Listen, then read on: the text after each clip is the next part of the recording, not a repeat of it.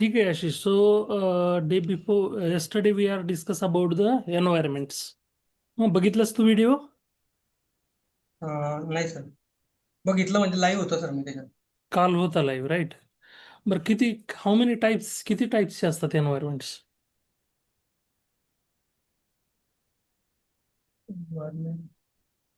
काल कुठले कुठले एन्व्हायरमेंट बघितले आपण? डेव्हलपमेंट, टेस्टिंग एन्व्हायरमेंट आणि स्टेजिंग आणि प्रोडक्शन.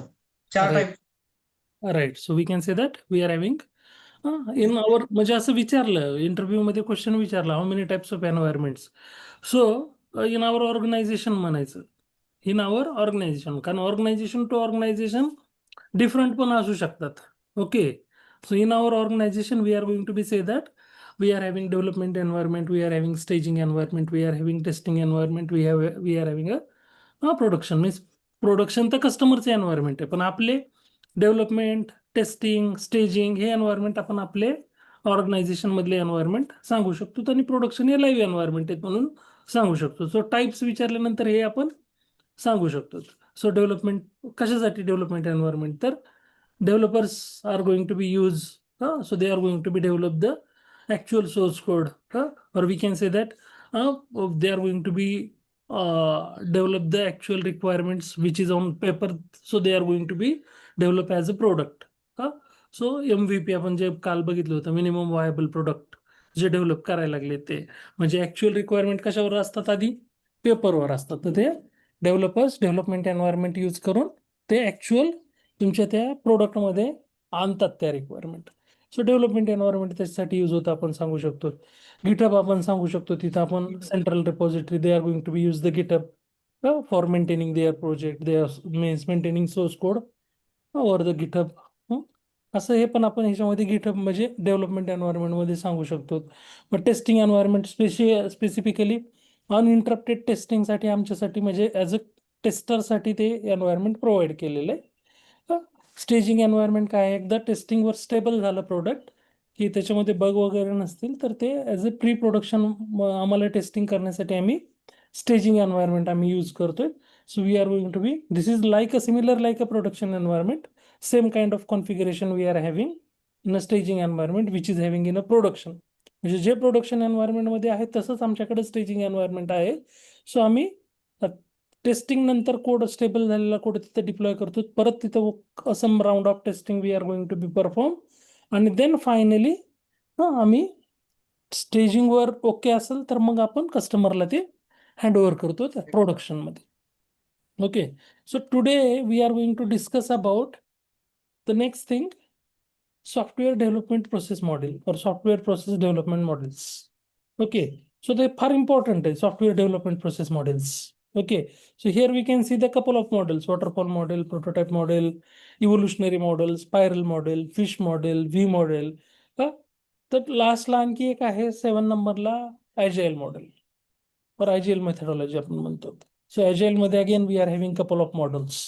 तर हे सगळे सॉफ्टवेअर डेव्हलपमेंट प्रोसेस मॉडेल्स आहेत. म्हणजे कुठलंही ऍप्लिकेशन डेव्हलप करायचं तर आपण अर्लियर SDLC बघितलं होतं, सॉफ्टवेअर डेव्हलपमेंट लाईफ सायकल. तसंच इथं काय आहे? Software process development models are there. So मग आता याच्यामध्ये कुठले कुठले मॉडेल्स आहेत? तर तुमचं वॉटरफॉल मॉडेल आहे. तो वॉटरफॉल अप्रोच यूज करून आपण सॉफ्टवेअर डेव्हलप करू शकतो. प्रोटोटाईप मॉडेल आहे. प्रोटोटाईप मॉडेल काय complete software development process model नाहीये.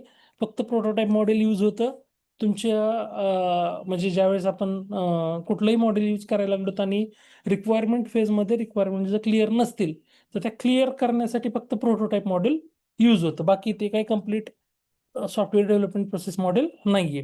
त्यानंतर इव्होल्युशनरी मॉडेल आहे, स्पायरल मॉडेल आहे, त्यानंतर फिश मॉडेल आहे, व्ही मॉडेल आहे. So these are the couple of models are there. So we are going to be discuss one by one. So we are going to start with the first one called waterfall. पहिलं model कुठलं बघायचं आहे आपल्याला? Which model we are going to be focus here?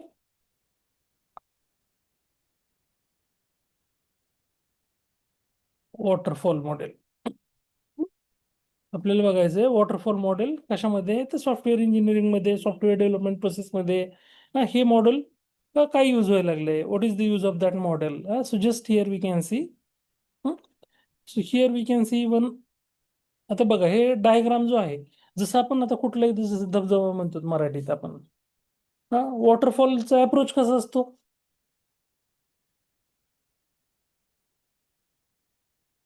वॉटरफॉलचा approach कसा असतो? Top to bottom की bottom to top? Top to down. Top to down. सो इथं सुद्धा जो आपल्याला डायग्राम मध्ये अप्रोच दिसतोय तो कसा दिसतोय? टॉप टू डाऊन मध्येच. टॉप टू डाऊन मध्ये. सो आता ऍक्च्युअली हे जे मॉडेल आहे सगळ्यात सिम्पल मॉडेल आहे, सगळ्यात कमी कॉस्ट लागते ही मॉडेल इम्प्लिमेंट करायला, तर सगळ्यात सिम्पल मॉडेल आहे. ओके, पण जसं सिम्पल आहे सगळ्यात कमी कॉस्ट लागते, तसे त्याचे काही लिमिटेशन्स म्हणजे डिसएडव्हान्टेज सुद्धा आहेत. हा, जसे काही आपण म्हणतो तिथं ऍडव्हान्टेजेस आहेत, तसेच काही काय आहे त्याचे, again we are having some limitations, we are having some disadvantages. आता बघूत आपण हे सिम्पल का आहे, कमी कॉस्ट का लागते. हा, जसं आपण SDLC चे फेजेस बघितलेले आहेत सॉफ्टवेअर डेव्हलपमेंट लाईफ सायकलचे, इनिशियल और रिक्वायरमेंट फेज, त्यानंतर analysis phase, design phase, coding phase, testing phase, deployment phase, delivery and deployment म्हणजे डिलिव्हरी अँड मेंटेनन्स. तर तिथं जसं आपण बघत होतो तसं same kind of thing we are going to be do here. इथं सुद्धा काय आहे, सो फेज बाय फेज इथं काय करायला लागलो तुम्ही, फेज बाय फेज आपण काय करायला लागलो, तर जसं की बघा रिक्वायरमेंट फेजमध्ये रिक्वायरमेंट गॅदरिंगचं काम झालं, रिक्वायरमेंट गॅदरिंगचं काम झाल्यानंतर कम्प्लीट रिक्वायरमेंट डेव्हलपमेंट झाल्यानंतर पुन्हा तुम्ही काय करायला लागलात, डिझाईन पार्ट चालू करायला लागलात. डिझाईन पार्ट कम्प्लीट झाल्यानंतर काय करायला लागलात, डेव्हलपमेंट पार्ट स्टार्ट करताय. डेव्हलपमेंट कम्प्लीट झाल्यानंतर काय करायला लागलात, टेस्टिंग करायला लागलात. टेस्टिंग कम्प्लीट झाल्यानंतर डिप्लॉयमेंट, डिप्लॉयमेंट कम्प्लीट झाल्यानंतर मेंटेनन्स. म्हणजे हा जो अप्रोच आहे, म्हणजे एक मॉड्यूल कम्प्लीट झाल्यानंतर दुसऱ्यामध्ये जायचंय. मग त्याच्यामुळे इथं प्रोजेक्ट मॉनिटर करणं, म्हणजे सपोज तुम्ही आता डेव्हलपमेंटमध्ये आहेत, म्हणजे पहिले तुमचे 2 मॉड्यूल कम्प्लीट झालेले आहेत,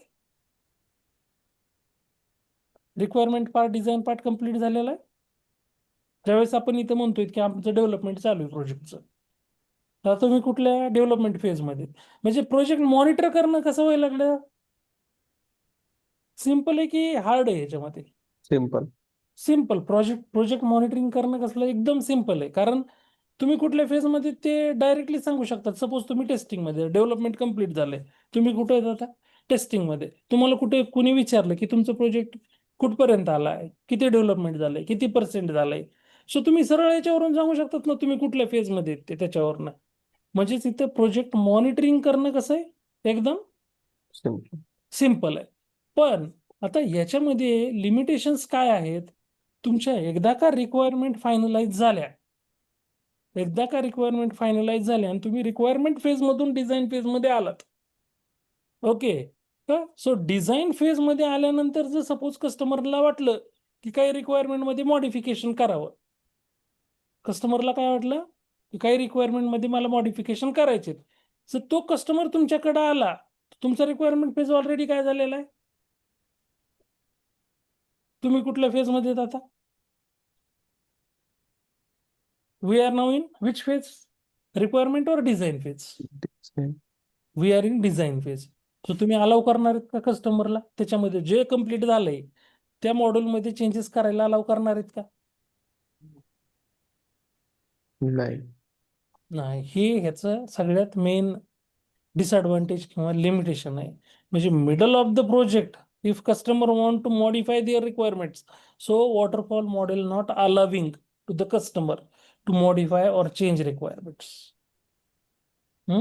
म्हणजे कस्टमरला जर मिडल ऑफ द प्रोजेक्टमध्ये काही रिक्वायरमेंट चेंज कराव्या वाटल्या, मॉडिफाय कराव्या वाटल्या, तर वॉटरफॉल मॉड्यूल अलाव करायला का?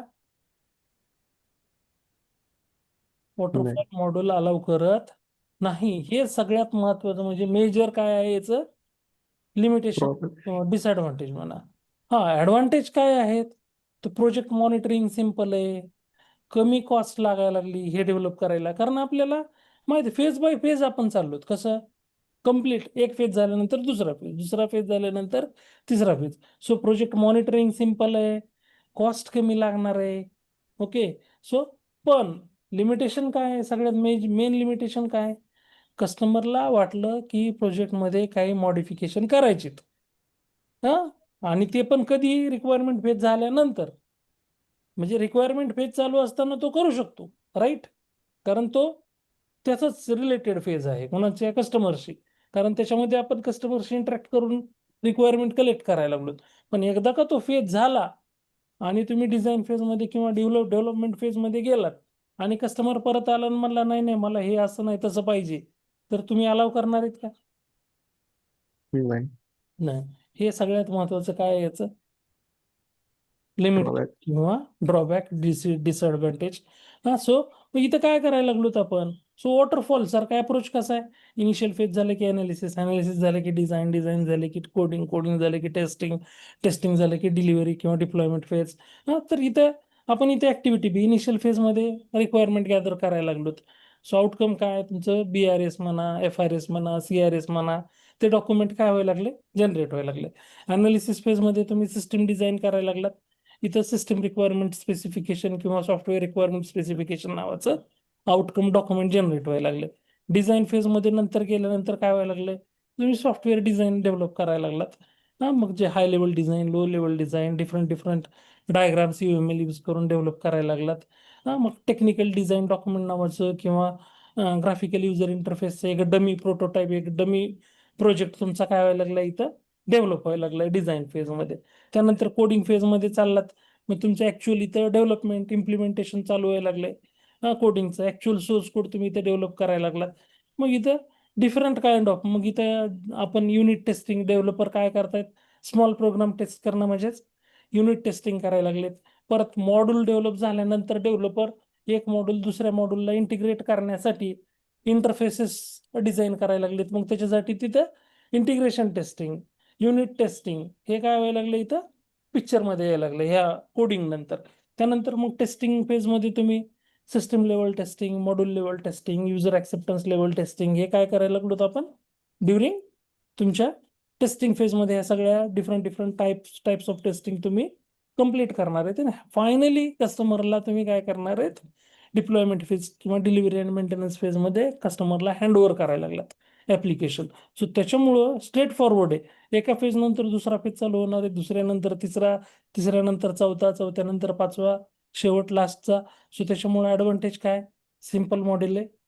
Project monitoring and maintenance is very easy. Simple आहे, राईट? प्रोजेक्ट मॉनिटर करणं एकदम सिम्पल आहे, मेंटेनन्स करणं पण सिम्पल आहे. आणि सिम्पल मॉडेल आहे, इझिली कुणी लक्षात ठेवू शकतो. वॉटरफॉल टॉप डाऊन अप्रोच याच्यामध्ये काय व्हायला लागलाय? यूज व्हायला लागलाय. कुठला अप्रोच यूज होतो याच्यात? वॉटरफॉल मॉडेलमध्ये टॉप डाऊन अप्रोच इथे यूज व्हायला लागला. पण डिसएडव्हान्टेज एकच आहे, ड्रॉबॅक एकच आहे. ते कुठले? Can't accept the new requirement in the middle of the project. एकदा तुमचा रिक्वायरमेंट फेज झाला आणि तुम्ही पुढे गेलात की तुम्ही रिक्वायरमेंट कुठल्याही कस्टमरच्या नवीन रिक्वायरमेंटला एंटरटेन करू शकत नाहीत, मॉडिफाय करू शकत नाहीत, चेंज करू शकत नाहीत. हे आहे याचं main disadvantage. So this is about the waterfall model. So ह्याच्यामध्ये काही डाऊट आहे काही? सगळ्यात सिम्पल मॉडेल आहे, सगळ्यात कमी कॉस्ट ह्याला लागते. जर कुठल्याही कंपनीला जर प्रोजेक्ट डेव्हलप करायचा असेल तर त्याच्यासाठी त्यांना हे मॉडेल सुद्धा चूज करावं लागतं की कुठलं मॉडेल, कुठला अप्रोच आपल्याला यूज करायचा आहे सॉफ्टवेअर डेव्हलपमेंट करण्यासाठी. वॉटरफॉल अप्रोच यूज करायचा आहे, व्ही मॉडेल अप्रोच यूज करायचा आहे, फिश मॉडेल यूज करायचं आहे, अजाईल मॉडेल यूज करायचं आहे, स्पायरल मॉडेल यूज करायचं आहे. सो त्यांना अप्रोच सुद्धा डिफाईन करावा लागतो, डिसाईड करावा लागतो इनिशियल लेवललाच, डेव्हलपमेंट प्रोसेस स्टार्ट होण्याच्या आधी. तर सगळ्यात सिम्पल, सगळ्यात कॉस्ट सेव्हिंग, सगळ्यात इझिली मॉनिटर करण्यासाठी मॉडेल कुठलं आहे? Waterfall model. आता सुद्धा वॉटरफॉल मॉडेल बऱ्याच कंपन्या यूज करतात, पण ते कुठे यूज करतात? ज्यांच्या रिक्वायरमेंट फिक्स असतात अशा कस्टमरसाठी. एखादा कस्टमर आहे त्याच्या रिक्वायरमेंट कशा आहेत? फिक्स आहेत, रिक्वायरमेंट चेंज होणार नाहीत. अशा सिच्युएशनला कंपनी कुठला अप्रोच यूज करते सॉफ्टवेअर डेव्हलप करण्यासाठी? Which approach they are going to be used? Which model they are going to be used? If requirements are fixed, requirements are not going to be changed at Waterfall. any cost. So which one is the best suited model? Waterfall. Waterfall model. So आता next model आपण बघू. So second model कुठलं आहे तुमचं? Prototype model. So prototype model फक्त आपण बघितलेलं आहे ऑलरेडी रिक्वायरमेंट इनिशियल फेज मध्ये. तुमचा एंगेजमेंट मॅनेजर काय करतोय, पहिल्यांदा गो थ्रू करायला लागलाय. रिक्वायरमेंट आल्या, रिक्वायरमेंटला गो थ्रू कोण करतोय? Engagement. एंगेजमेंट मॅनेजर काय करायला लागलाय, जर रिक्वायरमेंट मध्ये एक्स्ट्रा रिक्वायरमेंट असतील तर तो एक्स्ट्रा कॉस्ट सांगणार आहे कस्टमरला. आणि जर रिक्वायरमेंट अनक्लिअर असतील, जर रिक्वायरमेंट कशा असतील, अनक्लिअर, Unclear. अनक्लिअर म्हणजे कन्फ्युज्ड. हा, सो अशा काही रिक्वायरमेंट असतील तर त्याच्यासाठी तो डेव्हलप करतोय प्रोटोटाइप. काय डेव्हलप करतोय? प्रोटोटाइप. प्रोटोटाइप म्हणजे nothing but solution. They are going to be develop couple of solutions. तो प्रोटोटाइप्स तो डेव्हलप करायला लागलाय. मग हार्डवेअर रिक्वायरमेंटच्या रिलेटेड असेल काही म्हणजे कन्फ्युज रिक्वायरमेंट आणि क्लिअर, तर हार्डवेअर प्रोटोटाइप डेव्हलप करणार आहे. सॉफ्टवेअर रिलेटेड असेल तर they are going to be develop software prototype. परत तो जे प्रोटोटाइप डेव्हलप केलेलं आहे, म्हणजे जे सोल्युशन त्यानं डेव्हलप केलेलं आहे, ते त्याचा डेमो कोणाला द्यायला लागलाय? तो जो तुमचा कस्टमर आहे, जो क्लायंट आहे, त्याला काय करावं लागेल? डेमॉन्स्ट्रेट करावं लागेल की नाही, ह्या रिक्वायरमेंट तुमच्या अनक्लिअर आहेत, त्याच्या अगेन्स्ट मी हे सोल्युशन डेव्हलप केलेले आहेत. मग हार्डवेअर असेल तर हार्डवेअर रिलेटेड तो डेमॉन्स्ट्रेट करायला लागलाय, सॉफ्टवेअर असेल तर सॉफ्टवेअर रिलेटेड तो डेमॉन्स्ट्रेट करतोय. आणि त्यानंतर क्लायंटचं कन्फर्मेशन, जर क्लायंट ॲग्री असेल, if client is happy with that solution, client is happy with that prototype, then client gives the confirmation and then they are going to be update these requirement in your SRS document. म्हणजे जे FRS, BRS, ERS जे काही कुठले document आहेत त्याच्यामध्ये तो काय करायला लागलाय, त्या रिक्वायरमेंट काय करतोय? अपडेट. ज्या रिक्वायरमेंट कन्फर्मेशन आले ना ते इथे कस्टमर कडून, सो तो त्या रिक्वायरमेंट काय करतोय? अपडेट करतोय. सो म्हणजे इथं काय केलेलं आहे, जे अनक्लिअर रिक्वायरमेंट होते त्या क्लिअर करण्यासाठी कुठलं मॉडेल यूज करायला लागलो आपण? Which model? प्रोटोटाइप. मग हे कम्प्लीट मॉडेल आहे का? इथे एंड टू एंड ऍक्टिव्हिटी व्हायलात का ह्या मॉडेलनं? म्हणजे इनिशियल फेज पासून डिप्लॉयमेंट फेज पर्यंत हे मॉडेल यूज व्हायलंय का? नाही. नाहीये. म्हणजे हे मॉडेल काय आहे? फक्त ऍडव्हान्टेज काय? whenever customers are not clear with their requirements, or customer is we can say that something they are having confused about their requirements, then we are going to be use that model only. म्हणजे ज्यावेळेस कस्टमरच्या requirement unclear असतील, confuse असतील, तर त्याच वेळेस फक्त आपण हे मॉड्यूल काय करतोय? We are going to be use either. मग हे आता डिसएडव्हान्टेज मध्ये काय आहे? ही कम्प्लीट मॉडेल आहे का?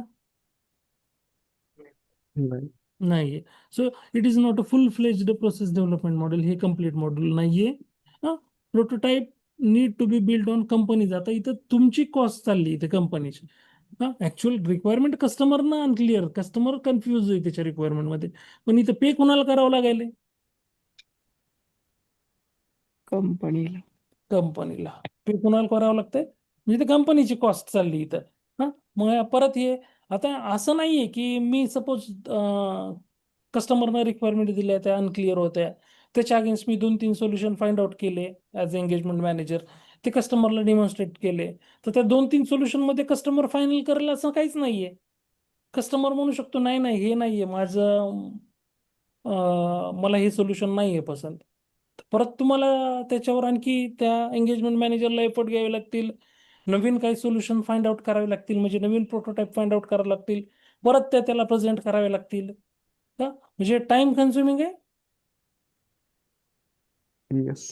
It is time, slightly time consuming. परत इथे कंपनीची कॉस्ट व्हायला लागली. परत user may limit his requirements by striking to the user. बघणार प्रोटोटाइप, बघणार कपल ऑफ प्रोटोटाइप बघणार, त्यानंतर त्याला जे बेस्ट सुटेड वाटेल त्यानंतर ते काय करणार? चूज करणार. तर हे आहे प्रोटोटाइप मॉडेल. Second model. तर हे एकतर complete software development process model नाहीये. फक्त हे मॉडेल कधी यूज व्हायला लागले? बेस्ट कधी? ज्यावेळेस डॉक्युमेंट रिक्वायरमेंट अनक्लिअर असतील त्यावेळेस. ज्यावेळेस रिक्वायरमेंट तुमच्या अनक्लिअर आहेत त्यावेळेस हे मॉड्यूल आपलं यूज होत आहे. क्लिअर? येस. सो त्यानंतर बघा नेक्स्ट मॉड्यूल. नेक्स्ट कुठलं आहे? एन्व्हायरमेंट. एन्व्हायरमेंट मॉड्यूल, और we can say that environment I think evolutionary आहे, सॉरी. सर इव्होल्युशनरी मॉडेल आहे. सो आता याच्यामध्ये बघा, ह्या इव्होल्युशनरी मॉडेलमध्ये इनिशियल फेज मध्ये तुम्ही रिक्वायरमेंट कलेक्ट करायला लागलात. इनिशियल फेज मध्ये तुम्ही काय करताय, रिक्वायरमेंट कलेक्ट करायला लागलात. रिक्वायरमेंट कलेक्ट केल्या, रिक्वायरमेंट कलेक्ट केल्यानंतर म्हणजे तुमचा अनालिसिस डिझाईन झाल्यानंतर डेव्हलपमेंट ऍक्टिव्हिटी चालू झाली.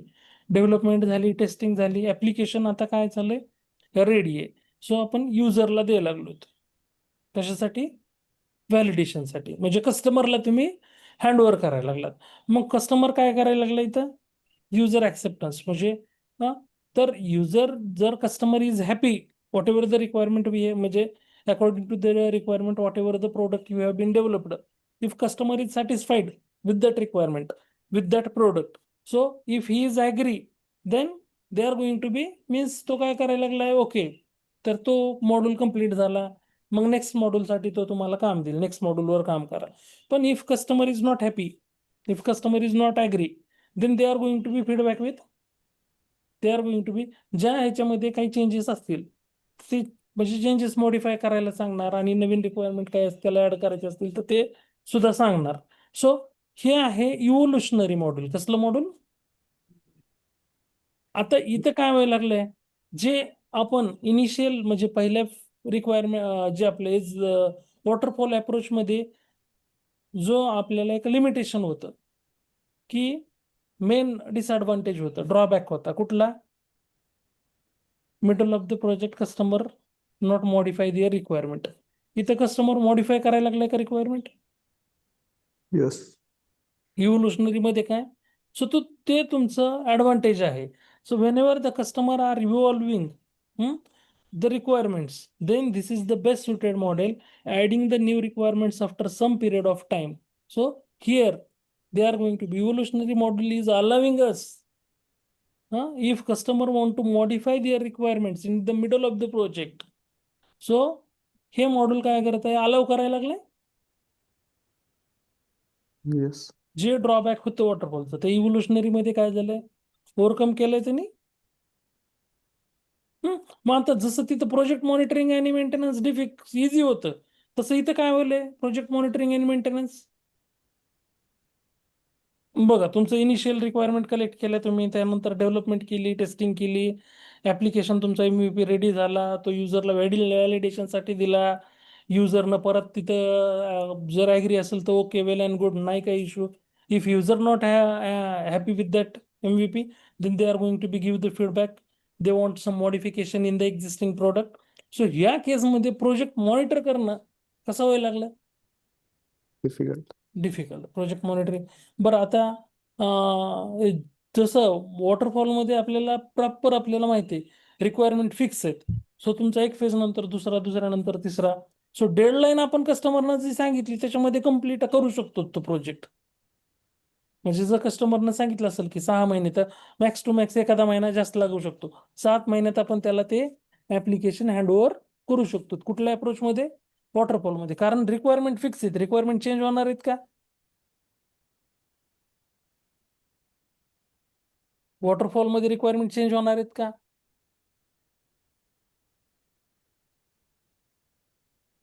हॅलो. नाही, नाही होणार सर. हा, पण इथं इथे रिक्वायरमेंट कंटिन्युअसली न्यू येणार, कारण आपण कस्टमर कडनं फीडबॅक घेतोय कंटिन्युअस. कस्टमर कडनं कंटिन्युअसली इव्होल्युशन म्हणजे फेज बाय फेज. आपण सपोज एक पर्टिक्युलर एखादं मॉडेल डेव्हलप केलं की ते कस्टमरला डिप्लॉय करायला लागलोत.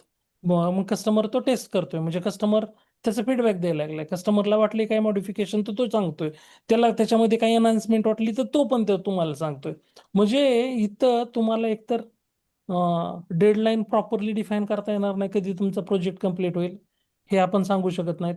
प्रोजेक्ट मॉनिटरिंग मेंटेनन्स पण कसं जाणार, डिफिकल्ट जाणार. परत इथं कॉस्ट पण काय होणार, जशी कॉस्ट कमी लागत होती वॉटरफॉलमध्ये, पण इथं कॉस्ट सुद्धा काय होणार, इन्क्रीज होणार, वाढणार. येस.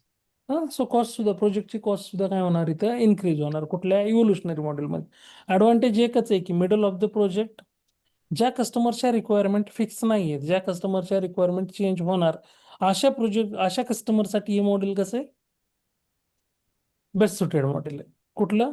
Evolutionary model. ते कॅन गो फॉर दॅट.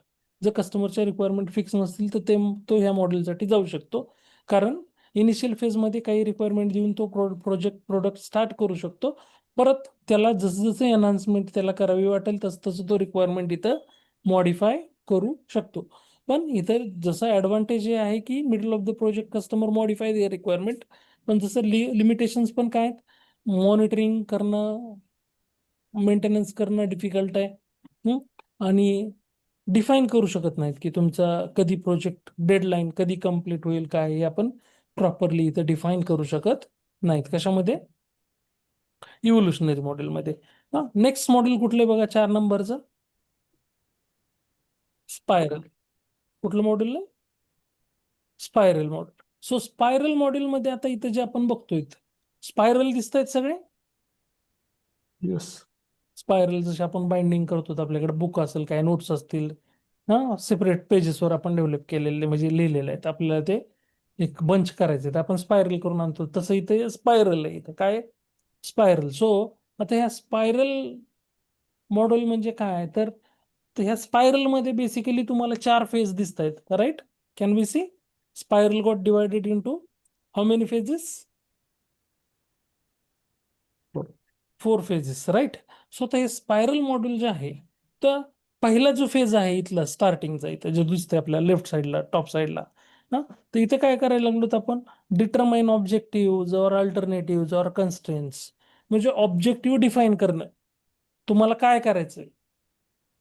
तुम्हाला तुमचं मेन ऑब्जेक्टिव्ह काय आहे त्या पर्टिक्युलर स्पायरलसाठी. आता जसं की स्पायरल इथून एक स्टार्ट झालं हे जिथं माझं माऊसचं कर्सर आहे तिथून स्टार्ट झालेलं इथं काय व्हायला लागले हे पहिलं स्पायरल काय व्हायला लागले? कम्प्लीट. म्हणजे इथं सुद्धा जसं इव्होल्युशनरी मध्ये आपण म्हणत होतो की नाही पर्टिक्युलर रिक्वायरमेंट घ्यायच्या त्याच्या अगेन्स्ट ऍप्लिकेशन डेव्हलप करायचं नंतर कस्टमरला हँडओव्हर करायचं मग कस्टमरनं एनहान्समेंट सांगितली किंवा if they are accepted then very well if they don't accepted then they are going to be if they want to modify their. So तसंच इथं सुद्धा जसं इथं स्पायरलमध्ये म्हणजे आपण इथं पहिल्यांदा ऑब्जेक्टिव्ह डिफाईन केलं की आपल्याला हे टास्क करायची. सो इथं ऑब्जेक्टिव्ह पहिल्या याच्यामध्ये काय करायला लागलो तर ऑब्जेक्टिव्ह डिफाईन करणार. ऑब्जेक्टिव्ह डिफाईन केल्यानंतर सेकंड याच्यामध्ये काय करायला लागलोत हे जे आहे सेकंड वाला जे आहे ते रिस्क आयडेंटिफिकेशन आणि रिझोल्युशनचा फेज आहे. कुठला आहे हा second phase? Risk identification and resolution. म्हणजे इथं जे तुम्ही ऑब्जेक्टिव्ह डिफाईन केलेलं आहे त्याच्यामध्ये काय रिस्क येऊ शकते त्याच्यामध्ये ते डेव्हलप करत असताना त्या रिक्वायरमेंट कंप्लीट करायच्या असताना आपल्याला कुठल्या प्रकारच्या रिस्क येऊ शकतात आणि त्या रिस्क आल्यानंतर त्याला रिझोल्युशन काय असलं पाहिजे त्याला सोल्युशन काय असलं पाहिजे हे कुठल्या कशामध्ये आपण डिफाईन करायला लागलो? स्पायरलच्या स्पायरलच्या सेकंड फेज मध्ये. जसं आपण बघतो तिथे रिस्क अनालिसिस आणि त्या रिस्कच्या अगेन्स्ट आपण काय करायला लागलो? रिझोल्युशन म्हणजे प्रोटोटाइप. त्या रिस्कच्या अगेन्स्ट आपल्याला काय सोल्युशन असायला पाहिजे ती रिस्कला कसं ओव्हरकम करायचं एखादी रिस्क आली तर ती कशी ओव्हरकम करायची. सो इथं इथं तुम्ही काय करायला लागलात? ऑब्जेक्टिव्ह डिफाईन करायला लागलात. त्यानंतर सेकंड फेज मध्ये रिस्क अनालिसिस अँड रिझोल्युशन त्याचं. थर्ड फेज काय आहे तर ऍक्च्युअल डेव्हलपमेंट म्हणजे तुम्ही तिथं काय करायला लागलात?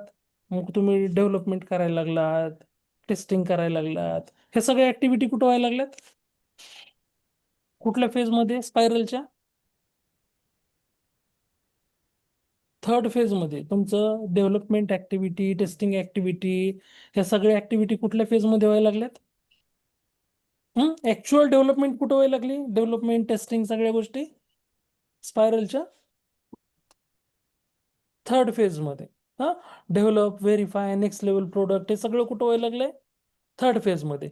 आणि नेक्स्ट फेज मध्ये काय व्हायला लागलंय तर आता नेक्स्ट फेज मध्ये आपल्याला काय करायचंय तर नवीन रिक्वायरमेंट कुठल्या असणार आहे त्याचं अनालिसिस की नेक्स्ट फेज मध्ये आता नेक्स्ट फेज इथून चालू होणार आहे किंवा हे आपल्याला कस्टमरला काय करायचंय we are going to be deploy म्हणजे कस्टमरला डेमॉन्स्ट्रेट करायचंय. तर ह्या सगळ्या ऍक्टिव्हिटी या रिव्ह्यू फेज मध्ये इथं आपण करतो. कुठल्या फेज मध्ये? कस्टमरला रिव्ह्यू देणं, जे काही आपलं हे इथून स्टार्ट झालं होतं, जे ऑब्जेक्टिव्ह आपण डिफाईन केलेलं होतं त्याच्या अगेन्स्ट आपण इथं रिस्क डिस्कस केल्या कुठल्या येऊ शकतात, त्याच्या अगेन्स्ट रिझोल्युशन सुद्धा आपण इथं तयार ठेवलेले आहेत. त्यानंतर मग ते जे काही ऑब्जेक्टिव्ह डिफाईन केलं होतं ते इथं आपण इम्प्लिमेंट केलं ते ऑब्जेक्टिव्ह, म्हणजे त्याचं सगळ्या ऍक्च्युअल डेव्हलपमेंट टेस्टिंग सगळ्या गोष्टी झालेल्या आहेत. आता इथं कस्टमरला काय करायला लागलो, शेवटच्या ह्याच्यामध्ये रिव्ह्यू करायला लागलो, म्हणजे कस्टमरला जर डेमॉन्स्ट्रेट करायला लागलो आणि कस्टमरला जर सपोज वाटलं काही मॉडिफिकेशन करायचे त्याच्यामध्ये काही चेंजेस करायचे तर कस्टमर तो पण सांगणार. आणि नवीन ऑब्जेक्टिव्ह काय असणार आहे पुढचं जे इथून फेज सेकंड चालू होईल स्पायरलचं, त्याचं काय ऑब्जेक्टिव्ह असणार आहे ते सुद्धा आपण कुठे डिस्कस करायला लागलो, ह्या शेवटच्या फेजमध्ये, रिव्ह्यू फेजमध्ये. सो प्लॅन नेक्स्ट फेजेस किंवा review and plan next phases आपण डिस्कस करायला लागलोत ह्या लास्टच्या फेजमध्ये. सो असं आहे हे कुठलं मॉडेल म्हणायला लागलो त्याला, स्पायरल. Spiral model. आता हे स्पायरल मॉडेल जे आहे बघा, ह्याच्यातला सगळ्यात इम्पॉर्टंट जो हा सेकंड फेज आहे, सेकंड फेज जो आहे तो सगळ्यात इम्पॉर्टंट आहे. म्हणजे मेनली हे मॉडेल कुठं सजेस्ट करतो, जिथं जास्त रिस्क इन्व्हॉल्वमेंट आहे अशाच प्रोजेक्टसाठी हे मॉडेल काय केलं जातं, सजेस्ट केलं जातं. कारण बघा प्रत्येक फेजमध्ये जसं म्हणजे आपण स्पेसिफिक रिक्वायरमेंट आपण घ्यायला लागलो, इथं काही स्पेसिफिक रिक्वायरमेंट कलेक्ट केल्या आपण पहिल्या स्पायरलसाठी, आणि त्या रिक्वायरमेंटच्या अगेन्स्ट कुठले रिस्क येऊ शकतात, त्याच्यासाठी काय प्रोटोटाइप म्हणजे काय रिझोल्युशन असायला पाहिजे, म्हणजे रिस्क आयडेंटिफिकेशन आणि रिझोल्युशन हे प्रत्येक फेजसाठी राहणार आहे. म्हणजे प्रत्येक फेज म्हणजे प्रत्येक रिक्वायरमेंटच्या अगेन्स्ट रिस्क चेंज होणार आहेत, त्याच्या अगेन्स्ट रिझोल्युशन चेंज होणार आहे. म्हणजे हे सगळ्यात इम्पॉर्टंट टास्क कुठले, रिस्क आयडेंटिफिकेशन आणि रिझोल्युशन ह्याच्यामधले. मग हे जे हायली रिस्क बेस्ड प्रोजेक्ट असतील अशासाठीच हे मॉड्यूल काय राहणार आहे, बेस्ट सुटेड मॉडेल. कुठले, जे हायली रिस्क बेस्ड प्रोजेक्ट असतील. सो म्हणजे जसं की risk based scientific project, satellite project जसे आहेत, तर अशा प्रोजेक्टसाठीच हे मॉड्यूल बेस्ट सुटेड मॉड्यूल राहणार आहे. ओके, मग ऍडव्हान्टेजेस काय आहेत, whenever the project is highly risk based then this is the best suited model. कारण इथं स्पेसिफिकली एक सेपरेट फेज रिस्क आयडेंटिफिकेशन आणि रिझोल्युशन साठी आहे. तसं आतापर्यंत आपण वॉटरफॉल असेल किंवा इव्होल्युशनरी असेल किंवा प्रोटोटाईप असेल तिथं कुठं आपण बघितलं का, रिस्क शब्द तरी आला होता का कुठं, वॉटरफॉल अप्रोच मध्ये किंवा इव्होल्युशनरी अप्रोच हे दोन मॉडेल आपण बघितले. Can we see somewhere is there any risk, no. म्हणजे जिथं हायली रिस्क बेस्ड प्रोजेक्ट आहेत त्यांच्यासाठी हे कसं आहे, बेस्ट मॉडेल आहे. आता हे कॉस्टली आहे, टाइम कन्झ्युमिंग आहे. परत रिस्क आयडेंटिफिकेशन करणं काही सिम्पल टास्क नाहीये, कारण प्रत्येक रिक्वायरमेंटच्या अगेन्स्ट तुम्हाला रिस्क आयडेंटिफिकेशन करायचंय. बरं नुसतं रिस्क आयडेंटिफिकेशनच नाही करायचं, तर त्याच्यासाठी काय करायचंय आपल्याला, प्रोटोटाइप म्हणजे सोल्युशन सुद्धा. जस्ट एक सिम्पल एक एक्झाम्पल, सपोज कन्सिडर तुम्ही इथं प्रोजेक्ट स्टार्ट करायला लागलात, इथं काही रिक्वायरमेंट डिफाईन केल्या, तुम्ही इथं हे पण तुम्हाला काय किती डेव्हलपर लागणार आहेत, क्यूए लागणार आहेत, हे सगळं घेतलं, डिफाईन केलं, स्टार्ट केलं प्रोजेक्ट. इथं तुमचं स्टार्ट केलं नाही केलं की लगेच सपोज कन्सिडर करा रिस्क आयडेंटिफिकेशन पण तुम्ही केलंय, सगळं केलंय, ठीक आहे. डेव्हलपमेंट स्टार्ट झालं आणि एखाद्या डेव्हलपरला चांगली ऑफर आली, तो गेला निघून, जो मेन तुमच्या प्रोजेक्टचा डेव्हलपर आहे तोच गेला निघून, काय करायचं, या इथं डेव्हलपमेंट फेज मध्ये तुम्ही थर्ड फेज मध्ये गेलात आणि एखाद्या डेव्हलपरला चांगली मस्त भारी ऑफर आली, तुमची कंपनी 10 लाख रुपये देते, त्याला 20 लाख समोरच्यानं ऍग्री केले, तो 10 लाखावर कशाला थांबल तुमच्याकडे, जाणार तो सोडून. म्हणजे काय झाली, रिस्क आली की नाही इथं.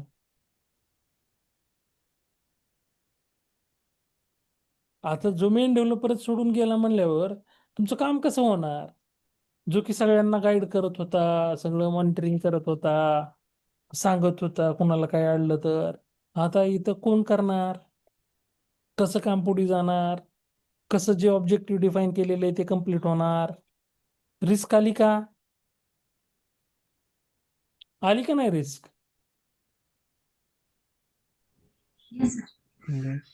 राईट. मग इथं ह्याच्यासाठी मग आपल्याला आता जसं हे रिस्क ह्या प्रकारचे रिस्क येऊ शकतात, right. So this is the risk. मग रिस्क अशी रिस्क आली रिस्क आयडेंटिफिकेशन मध्ये, मग तुम्हाला रिझोल्युशन काय असायला पाहिजे? तर रिझोल्युशन म्हणजे काय? ऑन बेंच तुमच्याकडे जसं म्हणतोच की नाही आपण, कंपनीमध्ये ऑन बेंच एम्प्लॉई असतात बेंचवर. 3 महिने तुमचा बेंच, म्हणजे सपोज एखाद्या एम्प्लॉईला प्रोजेक्ट नसेल, 3 महिने तो ऑन बेंच असतो. येस. जर त्याला नाहीच प्रोजेक्ट भेटला तर मग कंपनी त्याला नारळ देते, जा म्हणते ठीक आहे. पण काही एम्प्लॉई स्ट्रेंथ असते तुमची जी की बेंचवर असतात 3-3 महिने. काही काही एम्प्लॉई, काही काही कंपनीची 6-6 महिन्याची पॉलिसी आहे. आणि ते कंटिन्युअसली ते बेंचवरच्या एम्प्लॉईला काही बेंचवर ठेवत नाहीत, त्यांच्यासाठी प्रोजेक्ट फाइंडिंग त्यांचं चालूच असतं. ओके. सो मग ते अशा केसमध्ये जर एखादा एम्प्लॉई लिव्ह करत असेल असा इमिडिएट, तर त्या केसमध्ये तुमच्याकडे बेंचवर सुद्धा स्ट्रेंथ पाहिजे. काही असे त्या रिलेटेड, जसा तो मेन डेव्हलपर होता तसे काही प्रोफाईल तुमचे बेंचवर आहेत का? सो इमिडिएटली तुम्ही त्या पर्टिक्युलर जर तसं प्रोफाईल असेल तर तो एम्प्लॉई इमिडिएटली तुम्ही तिथे रिक्रूट करू शकतात. तसं और नो? येस. एम्प्लॉई मार्केटमध्ये फाइंड आउट करणं हे सगळ्यात डिफिकल्ट टास्क आहे, हे लक्षात घ्या. कंपन्यांना चांगले एम्प्लॉई पटकन भेटत नाहीत. त्यांना बऱ्याच म्हणजे इंटरव्ह्यू प्रोसेस आहेत, 2-2, 3-3 राऊंड आहेत, व्हेरिफिकेशन्स आहेत. सगळ्या गोष्टी झाल्यानंतर मग एखादा एम्प्लॉई हायर केला तर कंपनी सहजासहजी त्या एम्प्लॉईला सोडत नाही. म्हणून त्याच्यामुळे हे इझी टास्क नाही आहे. एखादा एम्प्लॉई हायर केला तर त्याला लगेच रिलीज करणं किंवा जाऊ देणं. सो हे प्रोजेक्ट, कारण त्याचा फार इम्पॅक्ट होतो कशावर, तुमचे जे ऍक्च्युअल ऑनगोईंग प्रोजेक्ट वगैरे चालू असतात तर त्याच्यावर. एम्प्लॉईचं काय 10चं 20 व्हायला लागलं, पण हे प्रोजेक्ट करोडोमध्ये असतं यांची कॉस्ट फार असते. आणि भारतच असा देश आहे की जो कमी, म्हणजे इथं मॅन पॉवरला जे आहे रिसोर्सेसला फंडिंग कमी केली जाते. हेच आपण जर सपोज अमेरिकेत बसून करत असू तर आपलं जे आपण सपोज 1 लाख घेतो तिथं 10 लाख रुपये सॅलरी आहे. जिथं आपण 1 लाख घेतो तिथं किती घ्यायला लागलेत तिथले एम्प्लॉई? 10 लाख. 10 लाख रुपये. एवढा म्हणजे त्या करन्सीचा किंवा तिथल्या ह्याचा हा डिफरन्स आहे कंट्री टू कंट्री.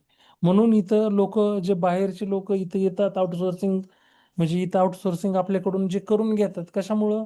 तर कमी कॉस्टमध्ये होतं. इंडियामध्ये काय व्हायला लागलं, जे टास्क त्यांना त्यांच्या कंट्रीमध्ये त्यांच्या लोकांकडून करून घ्यायचं म्हणलं तर त्यांना पैसे कितीतरी जास्त पे करावे लागतात. सो त्याच्यामुळेच ते प्रोजेक्ट कुठं करायला द्यायला लागलेत? इंडिया. इंडियामध्ये. का तर कमी पैशामध्ये इथं ह्या सगळ्या गोष्टी होतात, डेव्हलपमेंट ऍक्टिव्हिटी सगळ्या जे काही आहे एंड टू एंड सगळ्या गोष्टी होतात. सो त्याच्यामुळं मग इथं जे आहे हे, इथं ह्या जो आहे मेन तुमचा, इथं रिस्क प्रत्येक ह्याच्या अगेन्स्ट, म्हणजे ऑब्जेक्टिव्ह जो तुम्ही डिफाईन करायला लागला त्याच्या अगेन्स्ट इथं रिस्क आयडेंटिफिकेशन करणं, रिझोल्युशन त्याच्यासाठी फाइंड आउट करणं हे डिफिकल्ट टास्क आहे. म्हणून त्याच्यामुळे हे नॉर्मल जे प्रोजेक्ट आहेत तुमची, नॉर्मल प्रोजेक्टला सपोज हेल्थ केअरचा प्रोजेक्ट असेल, म्हणजे जे डोमेन सिम्पल आहे तर किंवा मी आता टेलिकॉम डोमेनमध्ये काम केलंय, परत फायनान्स डोमेनमध्ये काम केलंय, किंवा इन्शुरन्स डोमेनमध्ये काम केलंय, तर तिथं कुठंही हा मॉडेल इम्प्लिमेंट केलेलं नाहीये. हे मोस्टली जिथं हायली रिस्क बेस्ड, म्हणजे मिलिटरीचे प्रोजेक्ट असतील, सॅटेलाइटचे प्रोजेक्ट असतील, रिसर्च अँड डेव्हलपमेंट असेल, काही R&D असेल, तर अशाच ठिकाणी हे काय केलं जातं, इम्प्लिमेंटेशन. इम्प्लिमेंट केलं जातं. कुठलं model? Spiral model. Spiral. So costly आहे, हाय कॉस्टली आहे, टाइम कन्झ्युमिंग आहे. रिस्कचं रूट कॉज करणं काही सिम्पल टास्क नाहीये. सो आणि हे सुद्धा cycle depend upon risk involved in the project and size of the project. So every cycle has 4 phases except the last. So हे 4 प्रत्येक सायकलमध्ये काय आहेत तुमचे 4 फेजेस आहेत. सो रिव्ह्यू सोडून बरं का. सो पहिल्यांदा ऑब्जेक्टिव्ह डिफाईन करायला लागलो, त्यानंतर रिस्क अनालिसिस करायला लागलो, आणि त्यानंतर resolution, risk analysis and resolution, त्यानंतर ऍक्च्युअल डेव्हलपमेंट टेस्टिंग सगळं, आणि नेक्स्ट फेजची प्लॅनिंग. सो हे रिव्ह्यू सोडून हे प्रत्येकाला काय आहेत, 4 फेजेस मध्ये तुमचं हे चालू आहे. कशामध्ये? कुठल्या? स्पायरल मॉडेलमध्ये. सो त्यानंतर नेक्स्ट मॉड्यूल बघा, कुठले डायग्राम कशी दिसायली स्क्रीनवर?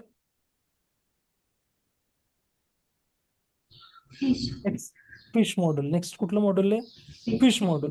सो इथं आपण फिश मॉडेल, कारण फिश सारखं लुक अँड फील आहे, स्ट्रक्चर आहे, त्याच्यामुळे या मॉड्यूलला काय म्हणायला लागलो? Fish fish model. काय म्हणतोय? Fish model. सो आता तुम्हाला जे आपण SDLC मध्ये फेजेस बघितले होते, requirement gathering, analysis, design, coding, testing, delivery, maintenance, वरच्या साईडला दिसत आहेत सगळे, टॉप साईडला कॅनव्हास, राईट.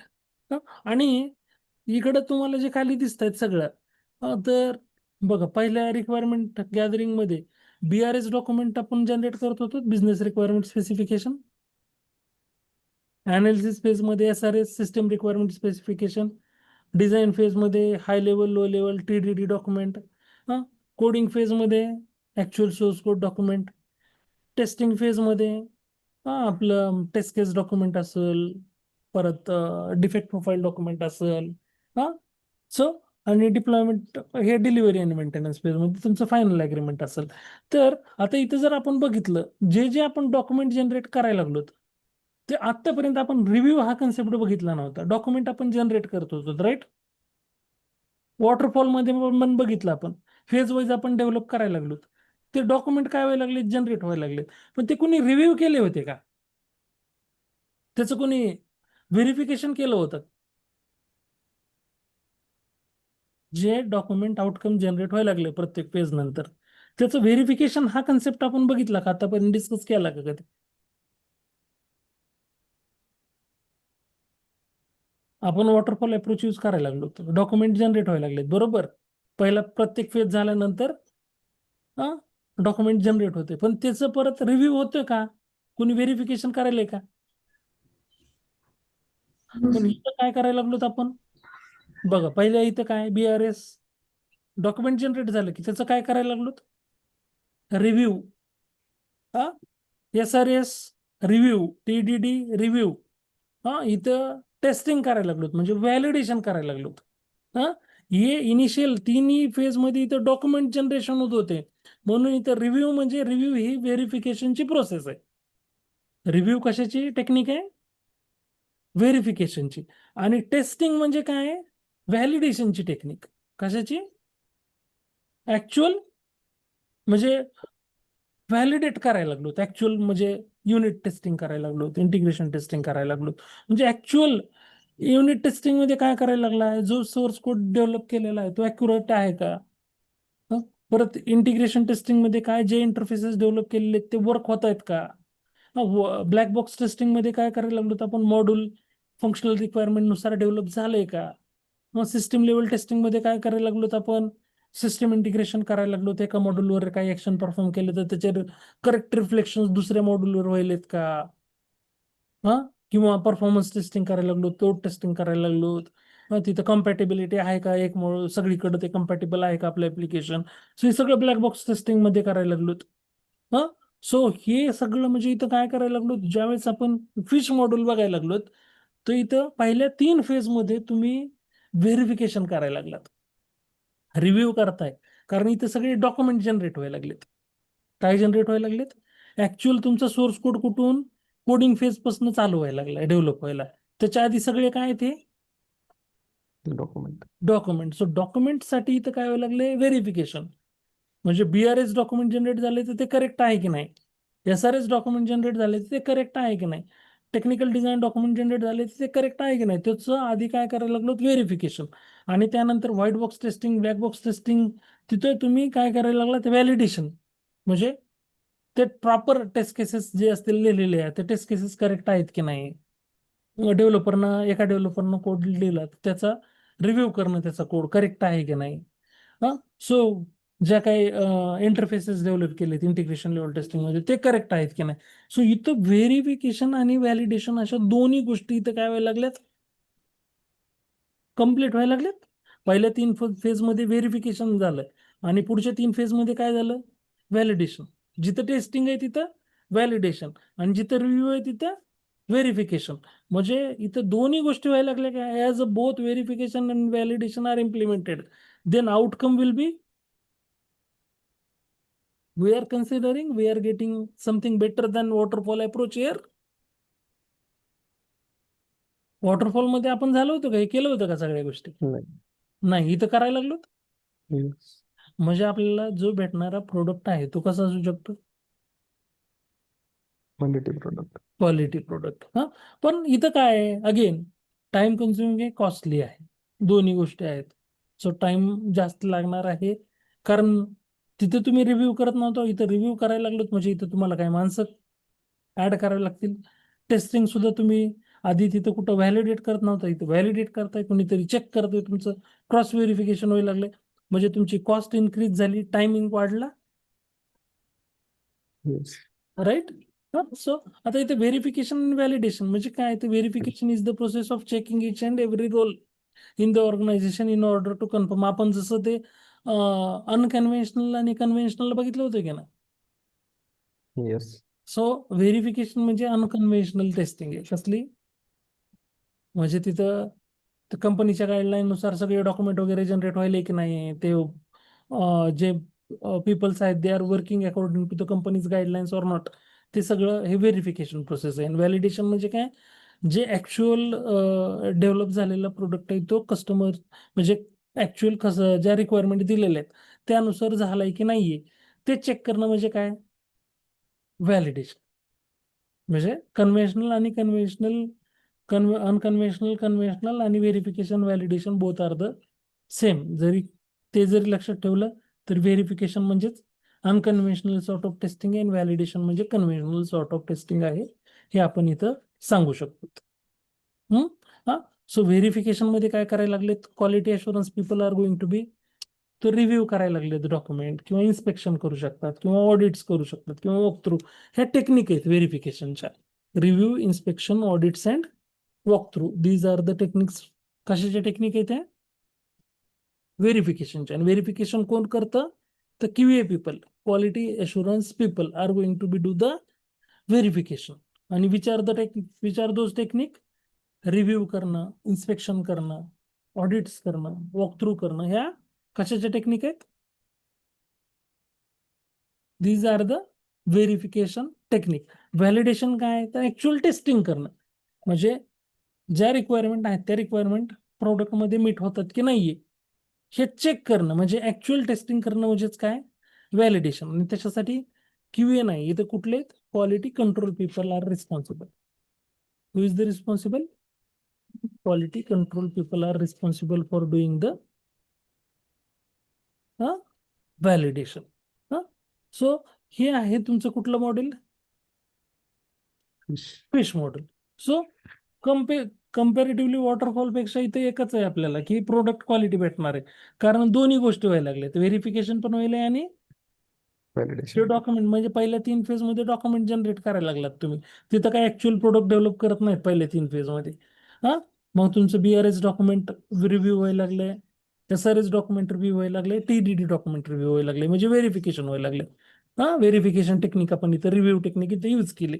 आणि नंतर तुम्ही व्हॅलिडेशन व्हायला लागले, म्हणजे व्हाईट बॉक्स टेस्टिंग व्हायला लागली, इंटिग्रेशन लेवल टेस्टिंग व्हायला लागली, ब्लॅक बॉक्स मध्ये मॉड्यूल लेवल टेस्टिंग व्हायला लागली, त्यानंतर सिस्टम लेवल टेस्टिंग व्हायला लागली, युजर ऍक्सेप्टन्स लेवल टेस्टिंग व्हायला लागली. म्हणजे इथं ऍक्च्युअल व्हेरिफिकेशन आणि व्हॅलिडेशन या दोन्ही गोष्टी इथं काय व्हायला लागल्यात, कम्प्लीट व्हायला लागल्यात. त्याच्यामुळं हे मॉड्यूल कसं आहे, we are going to be say that quality product. Same ह्याच्यासारखंच मॉडेल आहे कुठलं, तिथं फक्त स्ट्रक्चर होतं कशाचं, फिशचं, पण तिथं सुद्धा व्हेरिफिकेशन आणि व्हॅलिडेशनच होत होतं. इथं व्ही नावच आहे, व्ही कशासाठी नाव आहे, V represents verification and Validation. Validation. So आता इथं जे व्ही मॉडेल जे इथं दिसतंय, किंवा just here we can see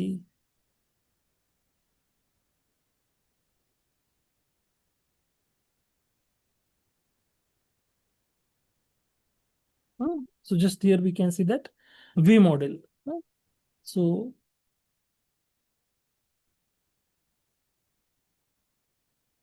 so इथं आपल्याला दिसायला लागलं शेप कसा आहे याचा व्ही शेप आहे. सो त्याच्यामुळे या मॉडेलला काय म्हणायला लागलो व्ही मॉडेल. आणि व्ही म्हणजेच काय व्हेरिफिकेशन आणि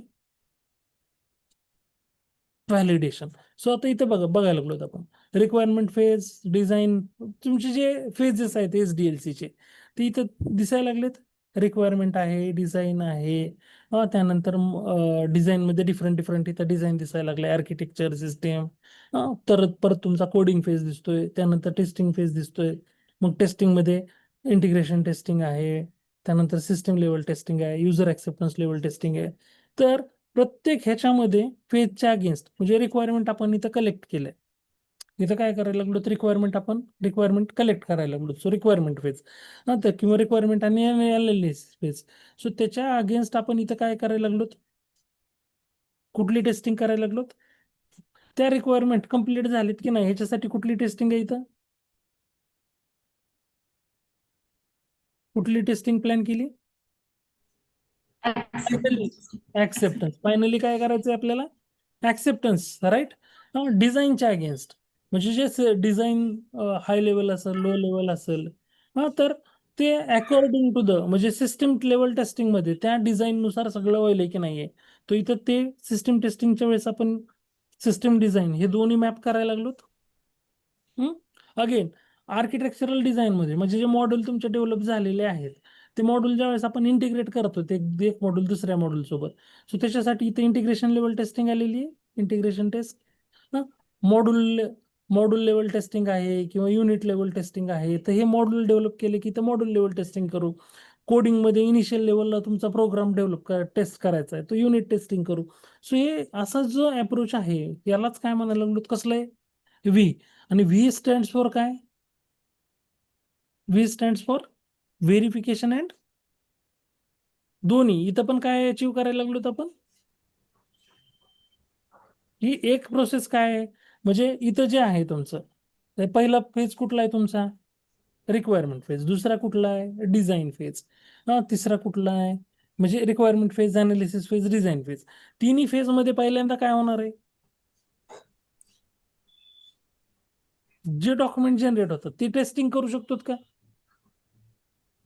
तिथं काय होणार आहे ते डॉक्युमेंट रिव्ह्यू होणार आहेत राईट. म्हणजे तिथे कुठली काय आले व्हेरिफिकेशन आलं.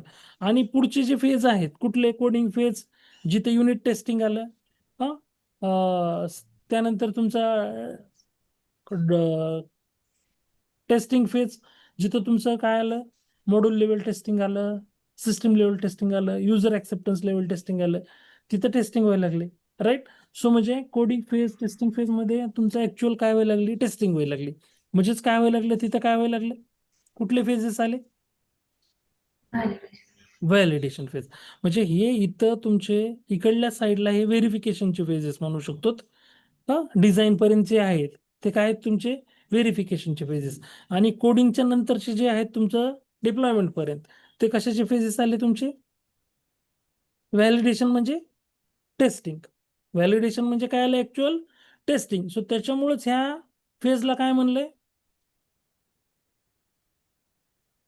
V module. कसलं मॉड्यूल व्हेरिफिकेशन पण व्हायलंय आणि व्हॅलिडेशन पण व्हायला लागले आणि हे सायमल्टेनियसली आपण करायला लागलो. सो त्याच्यामुळे या मॉड्यूलला काय म्हणायला लागलो which module we can call it as a V module verification and validation. So same आहे हे मॉड्यूल आणि तुमचं म्हणजे ऍडव्हान्टेजेस व्हेरिफिकेशन व्हॅलिडेशन व्हायला लागले म्हणजे आउटकम इथं सुद्धा कसं आहे क्वालिटी. डिसएडव्हान्टेजेस सुद्धा सेम राहणार आहेत काय टाइम लागणार आहे व्हेरिफिकेशन होणार म्हणजे तिथं रिव्ह्यू सगळे होणार व्हॅलिडेशन होणार सगळ्या टेस्टिंग परत त्याचं हे करणार आपण व्हॅलिडेशन करणार. सो टाइम कन्झ्युमिंग आहे कॉस्टली मॉड्यूल आहे. सो हे सिमिलरच आहेत फक्त स्ट्रक्चर काय आहे त्यांचे फिश सारखं दिसतं म्हणून ते फिश मॉड्यूल पण तिथं पण व्हेरिफिकेशन व्हॅलिडेशन व्हायला लागले. आणि हे व्ही मॉड्यूल आहे व्ही शेप मध्ये आहे म्हणून याला काय म्हणायला लागलं व्ही मॉड्यूल. सो हे आता इथपर्यंत आपण जे सॉफ्टवेअर डेव्हलपमेंट प्रोसेस मॉडेल बघितलेले आहेत. ओके, सो ह्याच्यामध्ये फक्त स्पायरल मॉडेल कुठे यूज होतं? जिथं कस्टमरच्या रिक्वायरमेंट म्हणजे काय असतील, रिस्क, जिथं रिस्क इन्व्हॉल्व्ह आहे तिथं कुठलं मॉडेल यूज होणार आहे?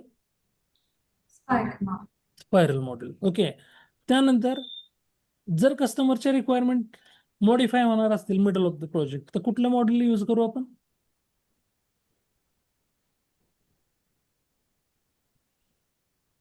स्पायरल पण यूज करू शकतो, पण ते मोस्टली आपण कुठं करतोय यूज? Risk analysis. जिथं हायली रिस्क बेस्ड प्रोजेक्ट आहे तिथं इव्होल्युशनरी मॉडेल आपण यूज करू शकतो. येस. ओके, जिथं रिक्वायरमेंट फिक्स असतील तिथं कुठलं बेस्ट सुटेड मॉडेल आहे? Waterfall model. आणि जिथं तुम्हाला व्हेरिफिकेशन व्हॅलिडेशन या दोन्ही गोष्टी करायच्यात, तर ते कुठले मॉडेल यूज करू? फिश मॉडेल किंवा वेव्ह. किंवा तुमचं व्ही मॉडेल. आपण या दोन्ही पैकी कुठलंही सजेस्ट करू शकतो. आता हे जे मॉडेल आतापर्यंत आपण बघितले, सो हे इनिशियल अर्लियर डेज मध्ये एक 10 वर्ष 15 वर्ष आधी हे सगळे मॉडेल, असं नाहीये की आता पण यूज होत नाहीत.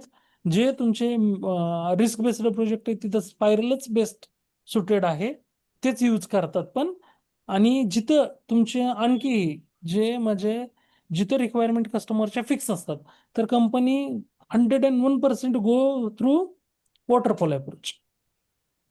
म्हणजे जिथं रिक्वायरमेंट फिक्स आहे तिथं आज सुद्धा कुठलं मॉडेल यूज होतं? वॉटरफॉल. कुठलं? वॉटरफॉल. आणि जिथे रिक्वायरमेंट असं म्हणजे फिक्स नाहीयेत अशा ठिकाणी इव्होल्युशनरी आहे. आता आपल्याला आणखी एक मॉडेल बघायचंय, ते बघणार आहेत आपण कुठलं?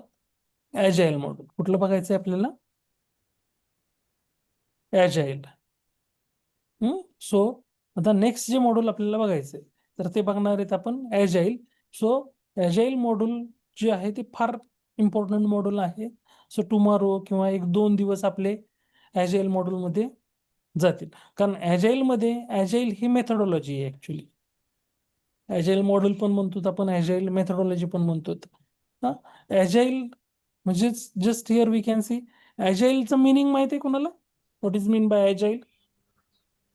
What is mean by agility? Anyone knows? Agile म्हणजे Continuous change. Okay, continuous Change. Change. ठीक आहे, आणखी?